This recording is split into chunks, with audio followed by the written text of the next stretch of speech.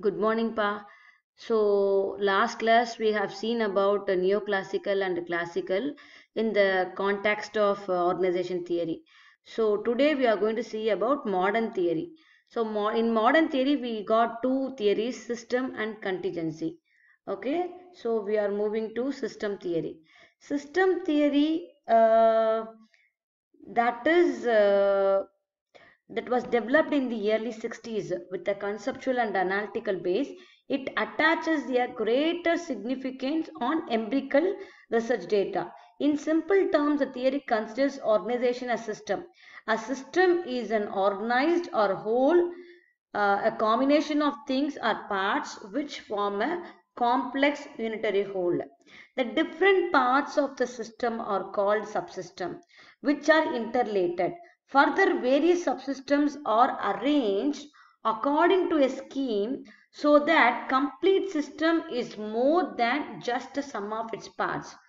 Actually, it has two system, that is open and closed. Open system that interacts with their environment, we can say all living things are called open system, and closed system which have no interaction with their environment, we can say all non-living things are called closed system. An organization is an open system as it continuously interacts with the environment. Therefore, in order to understand an organization, one must identify its boundary.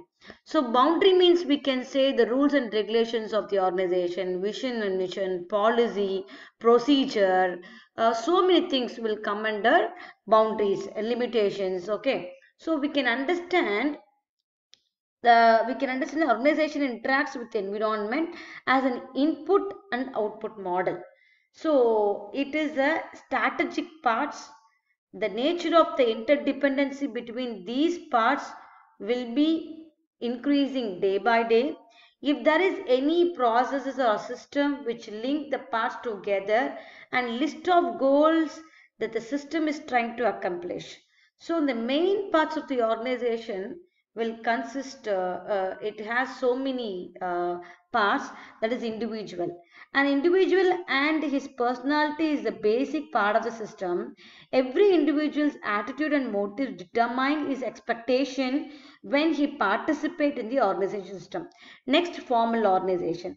A formal organization is the interrelated pattern of jobs which are designed to regulate actions of individuals and other resources in the organization. Therefore, the individual must perform his job and the organization must fulfill his expectation on successful completion of job. Usually, there is a incongruency between goals of the organization and those of its members. Next, informal organization. In any organization, an individual interacts significantly with a formal group to which he belongs. The informal group typically demands the individual to conform to its laid down behavior patterns. The individual conform in order to accomplish his goals by associating with a formal group. Next, we are having status and roles. In every organization, individuals are expected to play certain roles. Those roles determine their status. So, the fusion of the process between formal and informal will act together to give a divergent elements together in order to preserve the integrity of the organization. Next, physical setting. So another important component in system theory is physical environment. We can say infrastructure, ergonomics. So everything will come under physical settings. So one cannot approach the problem in purely technical manner, that needs to consider the social, psychological and physiological conditions of matter. Only then one can fit the machines to machine men. Okay, so it has, in order to connect machine and men, we have so many things, that is communication, decision making skill, balance. So these are linking the system and subsystem. So it has a system theory is a dynamic and adaptive. It is a multi-level and multi-dimensional. It is descriptive and prescriptive. So cybernetics is another significant contribution to the system theory. So it is a science of communication. So these are the features of the system theory. So these are the example of system theory. So we have different functions of the management, marketing, HR, finance and protection. So we can call these are all called as subsystem. Management is a system. So in order to functioning of the organization, so all these subsystem has to be interrelated in order to achieve the predetermined objectives of the organization. So though it's successful, it carries some criticism. The system organizational theory is not unified but an amalgamation of several theories like the system theory, contingency theory, decision theory, etc. It is not really modern but a synthesis of the research contribution of earlier theories. So it is the outcome of earlier theories. This theory is too abstract to be practical use. It does not specify the precise relationship between the organization and social system. It does not offer a framework which can be applied to all organization. So these are the criticism of systems theory. Next, we are moving to contingency theory. Okay. So according to contingency theory, there is no structured leadership to manage people or to manage subordinate in the organization. So there is a best way to organize a corporation, to lead a company or to make decisions. Instead, the optimal course of action is contingent upon the internal and external situation. A contingent leader effectively applies their own style of leaders to the right situation. So in the theory பொறுத்த வரைக்கும் ஒரு நம்ம we have seen three types of leadership style: autocratic, democratic, free reign. So ஒரு autocratic லீடராக மட்டும்தான் இருக்க முடியும், இல்லை டெமோக்ராட்டிக் லீடராக மட்டும்தான் இருக்க முடியும் அப்படின்ற கான்செப்ட் இல்லை. Based on the situation, based on the team effectiveness, based on the task, based on the employee motives, the leader can switch over to any type of leadership skill. இப்போ ஏதோ ஒரு company வந்து ஏதோ ஒரு கிரிசைஸை meet பண்ணுது. So in that situation they have to adapt some type of leadership.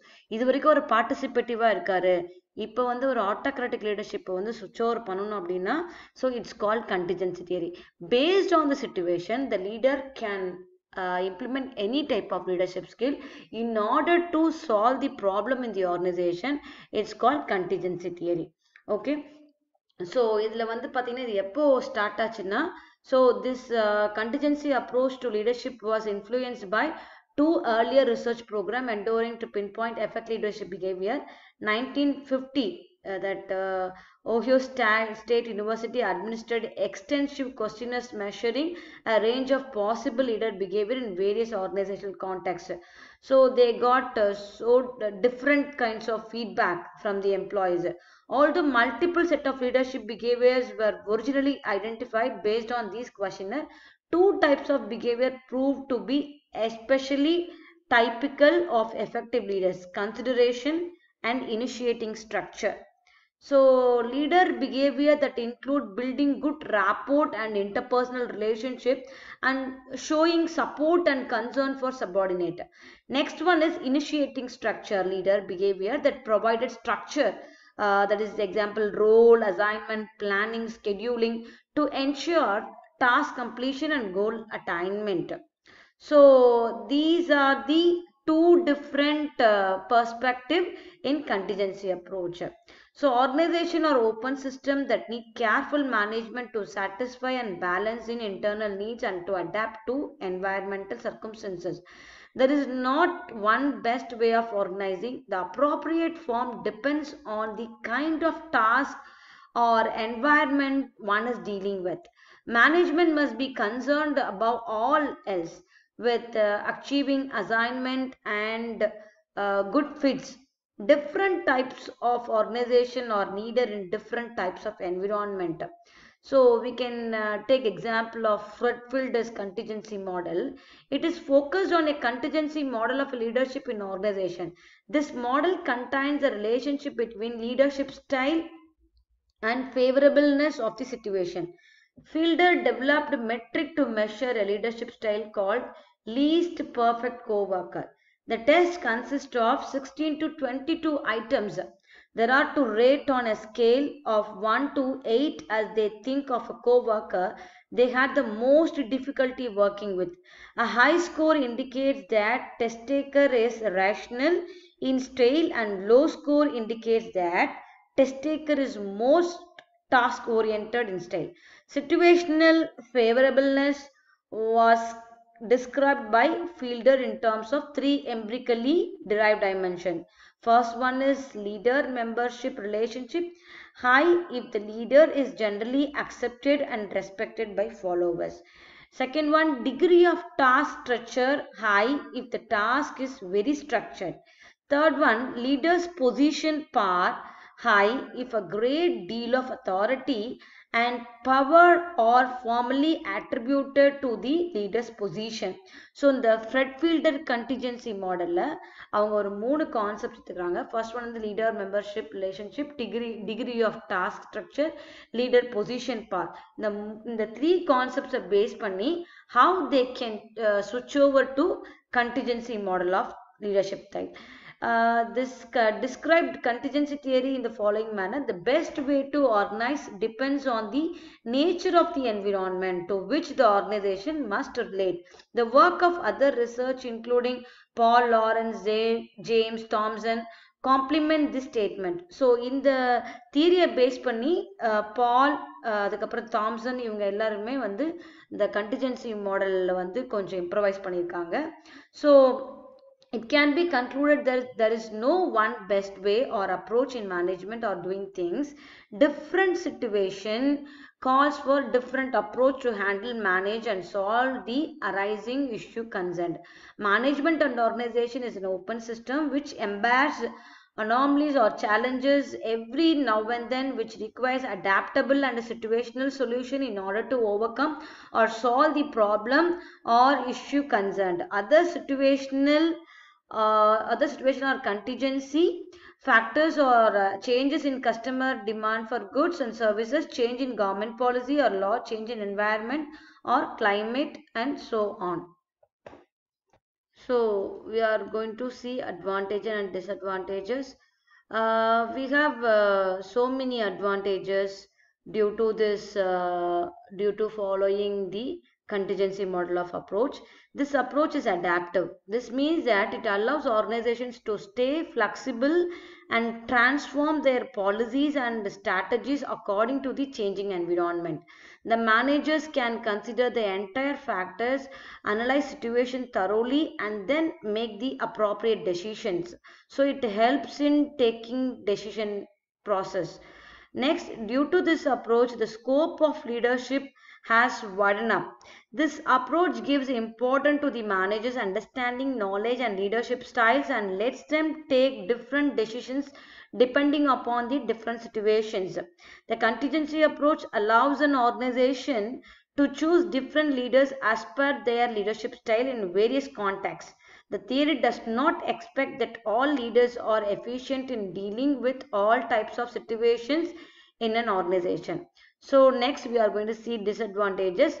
Despite the lucrative features and advantages that contingency management theory has to offer the organization, it is not completely liberated from criticism.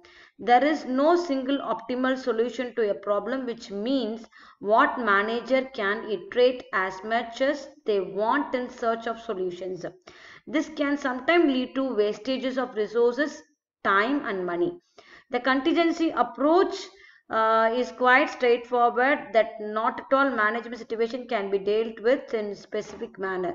It is not always feasible for managers to consider every factor and determine that all variables involved in their decision making process. Then finally, contingency approach might be complex to implement as it is not fixed. So these are the advantages and disadvantages of contingency theory. So thank you. So first session got over. We got 2 more sessions to complete. So be there, don't go anywhere.